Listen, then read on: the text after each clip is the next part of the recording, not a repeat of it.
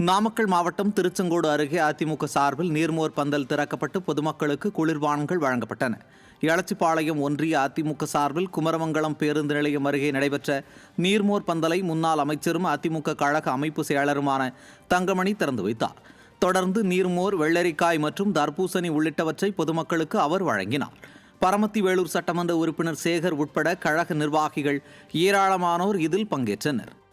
அதிமுக ஆட்சியின் சாதனைகள் குறித்தும் விடியா ஸ்டாலின் ஆட்சியின் அவலங்கள் குறித்தும் நாமக்கல் மாவட்டத்தில் பொதுமக்களிடம் எடுத்துக் கூறி முன்னாள் அமைச்சர் தங்கமணி பிரச்சாரத்தில் ஈடுபட்டார். மாவட்ட அம்மா பேரவை சார்பில் மல்லசமுத்திரம் பகுதிகளில் நடைபெற்ற தென்னை பிரச்சாரத்தில் பங்கேற்ற முன்னாள் அமைச்சர்கள் தங்கமணி, சரோஜா ஆகியோர் வீதி வீதியாக சென்று பொதுமக்களிடம் அதிமுக ஆட்சியின் சாதனைகளை அடங்கிய துண்டு பிரசுரங்களை வழங்கி ஆதரவு திரட்டினர்.